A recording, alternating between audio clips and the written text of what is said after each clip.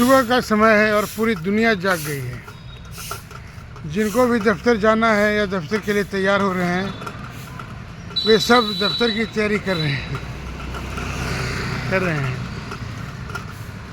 मगर आज माहौल में कुछ नीरवता है, शांति है, क्योंकि चुनावी शोर थम चुका है।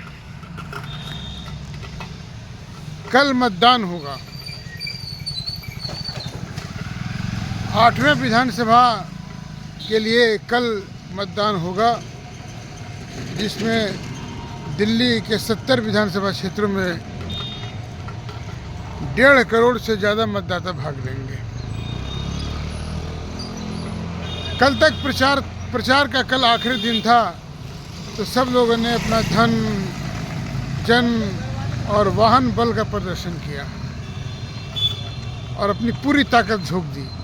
मगर कल शाम के बाद जब एक चुनाव प्रचार खत्म हो गया, तो फिर 2 रात, यानी कल जो रात बीत गई और आज रात जो बीतेगी, वो कत्ल की रात है।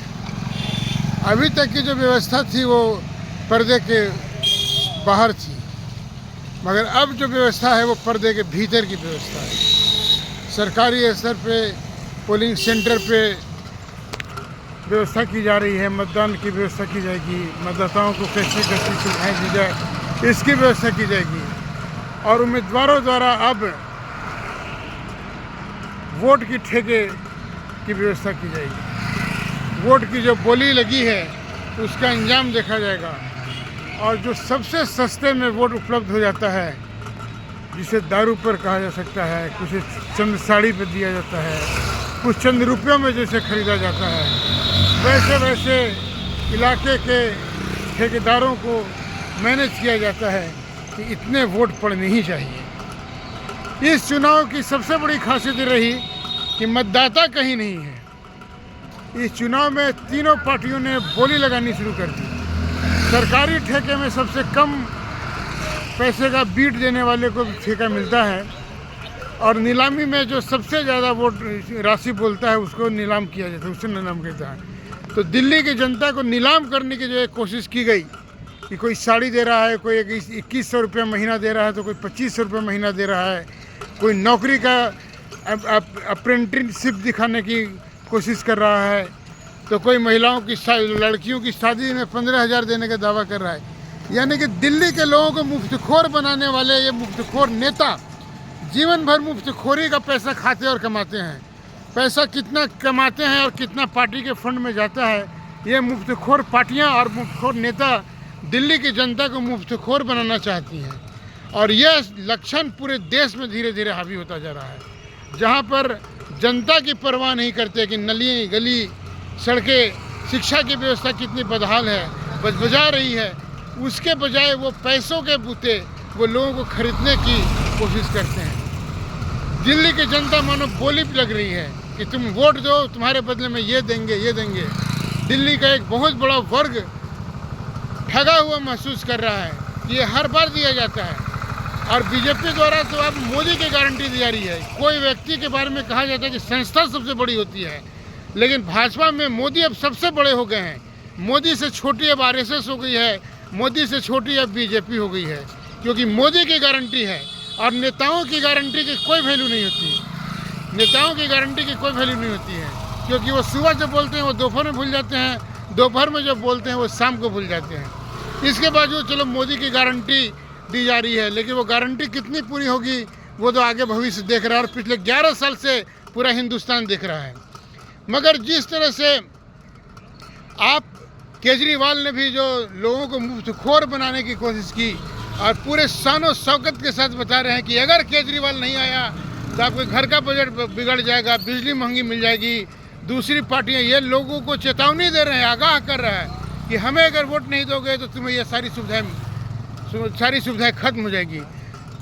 बीजेपी 11 साल से मुफ्तखोर बनाने वाली आप पार्टी का ये मुफ्तखोरी का जादू ऐसा चल रहा है कि बीजेपी को, कांग्रेस को, वो सत्ता में कौन आता है ये नहीं कह सकते, लेकिन ये कहना पड़ रहा है कि नहीं जी, हम सत्ता में आए तो जो पहले से मुफ्तखोर योजनाएं चल रही हैं वो चलती रहेंगी।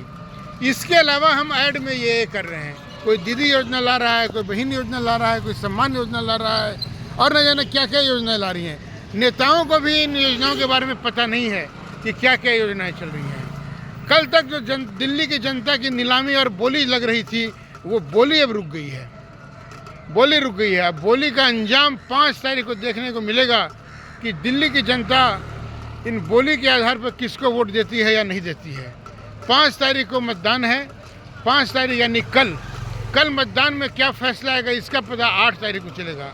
8 तारीख को यह पता चलेगा कि दिल्ली की जनता मुफ्तखोर पार्टियों को ठगा हुआ महसूस करती है या खुद मुफ्तखोर होने का अपने ऊपर ठप्पा लगवाती है। दिल्ली यानी देश का सबसे संपन्न, सबसे शिक्षित और सबसे जागरूक मतदाता यहाँ के हैं, मगर जब मुफ्तखोरी की बात आती है तो कुछ नहीं होता है। पिछले 27 साल से सत्ता से वंचित मोदी और बीजेपी के लिए दिल्ली एक घाव बन गई है।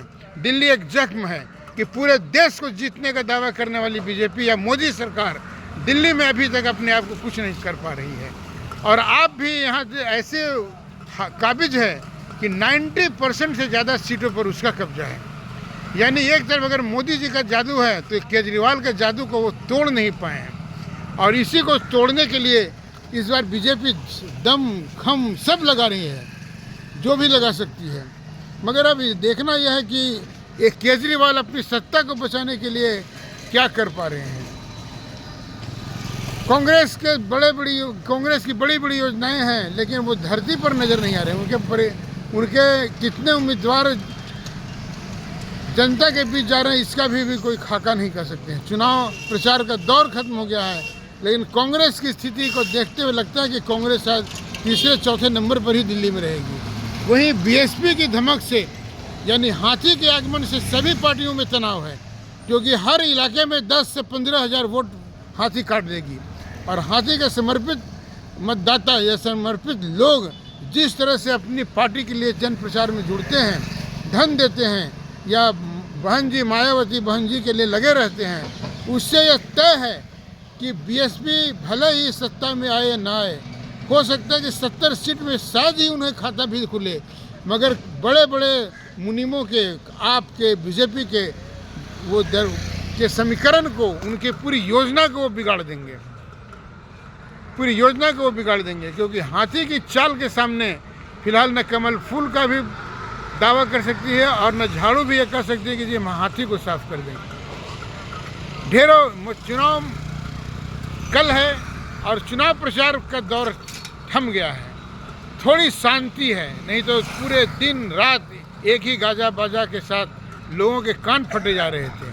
अब देखना यह है कि जनता क्या हुक्म देती है, क्या पार्टियों को क्या सबक सिखाती है, यह तो कल पता चलेगा कि मतदाता कितने उत्साह के साथ मतदान केंद्र पर पहुंचते हैं और वोट का प्रतिशत कितना रहता है।